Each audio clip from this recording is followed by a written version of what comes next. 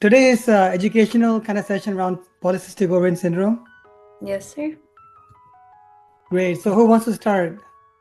So I understand that you're focused on like diet and you like a nutrition and all that. So what nutrition and like what dietary needs do people with PCOS have? Yeah, it's a really good question. One thing I'd say, there are certain things which are more specifically good for people with polycystic ovaries. Saying that, the kind of diet they need to follow isn't that different to the kind of diet we recommend to most people anyways. So they can describe as a healthy diet. So what does that look like? So certain things which have some specific benefits. One category of food is called soy isoflavones. So these are what we describe as phytoestrogens. One of Phyto means plant, estrogen is a hormone, the female hormone estrogen. One of the main hallmarks of polycystic ovary is an imbalance between testosterone, the male hormone, and estrogen, the female hormone. So excess testosterone, which can cause the hirsutism, which means excess chin hair. It can cause a bit of balding, male pattern balding at the top, and even the physical profile can start looking, shall we say, a bit more male, which is kind of instead of having the broader hips, you're getting the broader kind of belly. So that's also an androgen design kind of a fat distribution. And so one of the things you want to do through diet is try to increase your natural estrogen. And there are plants which also contain estrogen-like substances. We call them phytoestrogens, or plant-based estrogens. This is primarily soy foods, things like edamame, soybean, tofu, tempeh. These things contain soy isoflavones. Some clients would even take supplements of soy isoflavone. You can get them from Amazon. I have a whole website and links and all that kind of stuff. And so that's one. Another one which is very specific for polycystic ovary would be the kind of food which contain more inositol. For example, for ladies who have trouble with conceiving, they will often take a supplement called myo-inositol or D-chiro-inositol. And the kind of food which contain inositol are things like legumes, so like pulses, lentils. Now, of course, we mentioned soy. Soy is a bean, so lentil, bean, fairly similar. Whole grains as well. So having whole grain bread instead of a normal bread, having brown rice instead of white rice, having more fiber. That kind of brings us to the next one, which is fiber. Because one of the more basic hallmarks of PCOS is insulin resistance, which means your body can't use insulin very well. Your tissues or cells become resistant to the action of insulin, which can lead to higher insulin spikes and higher sugar spikes. Now, fiber does the opposite of all of that. Fiber will kind of reduce your absorption of sugar, absorption of cholesterol. It will help you lose weight. So increasing fiber, particularly soluble fiber, is really important. And so we often will give our clients targets, try to get to, the average American has something like 12 grams of fiber per day.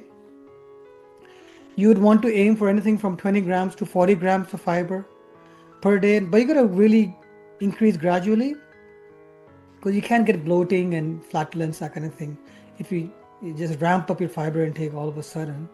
So things which contain more soluble fiber, things like whole oats or even rolled oats. So oats would be a better option than cereal, for example. Things like, beans, lentils, sweet potato, all of these kind of healthy foods. Most fruits and vegetables are good sources of fiber. One more nutrient which is anti-inflammatory, because again, one of the main hallmarks of polycystic ovaries is inflammation, is omega-3. So omega-3 fatty acids, these are anti-inflammatory. And so things like fatty fish, salmon, and then of course there are various types of omega-3, EPA, DHA, ALA. EPA, DHA is primarily fatty fish. You can also get it from algae. So Supplements, people who are vegan, who won't have a fish oil supplement, will get a algae based supplement. The fish actually get omega-3 from the algae. So the algae are what produce the omega-3. The fish consume the algae and store omega-3 in their fat. Otherwise, you can also get ALA, which is alpha linoleic acid, from things like avocados and chia seeds, hemp seeds, pumpkin seeds, olives, olive oil. You gotta be a bit careful with olive oil because it's very calorie dense.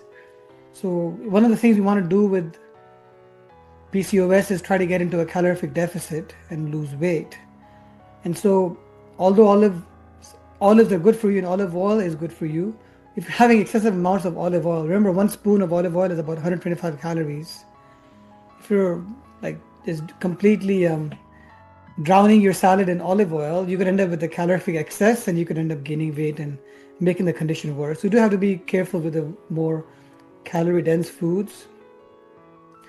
And just generally having a healthy diet. So if someone's having sugar spikes, perhaps they're already becoming pre-diabetic, then in addition to a high fiber diet, we would ask them to increase their protein intake as well, because increasing fiber and increasing protein is the sure shot way of trying to get on top of your sugar spikes. But you really want to focus on healthier forms of protein rather than just blindly just following protein. So plant proteins would be very healthy because they contain both protein as well as fiber, and they don't contain saturated fats. So plant proteins would be, again, soy, lentils, legumes, tofu. Even brown rice contains some plant protein, for example. Quinoa is a good source of plant protein with fiber as well. Other ways of getting healthy proteins would be fish, of course, because it contains omega-3 as well as protein. Something like chicken, turkey, duck, which is white meats, are fairly neutral. If you're getting from KFC or Popeyes, it's deep fried, it's probably not very healthy. It becomes very calorie dense. And when you deep fry and fry something multiple times, you break the covalent, carbon bonds, and you end up making it hydrogenated, so there's no difference between oil and butter if you're deep frying it multiple times. So chicken, duck, turkey are neutral. If it's from Popeyes and McDonald's, not very good. If it's a shawarma or something like that, grilled, excellent. And then red meats, things like beef, lamb, goat, pork, you probably want to minimize just for treats once in a while because it contains a lot of saturated fat. And if anyone's interested in how red meat can cause cancer and how red meat can cause inflammation, you can check out my website, healthgroupcoaching.com. I have a whole blog. I have written about 65 blogs. One of the blog is about how 5 ways in which red meats, mammalian meats specifically, can cause inflammation and cancer. Also, when it comes to dairy products, dairy is very useful. It contains calcium, contains protein. Ladies with PCOS may particularly want to consider soy milk instead, because we talked about soy isoflavones, so you're going to get some extra soy from that. Plus, nut milk contains fiber, while a cow's milk does not contain fiber, so that's the extra benefit. Plus, cow's milk contains saturated fat, while soy or nut milk doesn't, so again, the third benefit. Otherwise, if you're having dairy, and of course there's so many really healthy dairies, things like cottage cheese generally, you generally want to have the lowest fat version. So it's something like mozzarella cheese or 0% unflavored Greek yogurt. That'll have the best ratio of protein to calories. And I have a coaching program for this as well, but what I teach my clients is looking at food labels, and there are 2 particular things I like them to look at. Well, 3 things really. One is fiber to carb content, and if anyone wants to take notes, go ahead, take notes. I describe it as excellent, average, or excellent, medium, and kind of average. That would be a 1:6 ratio, 1:8 ratio, 1:10 ratio of fiber to total carbs.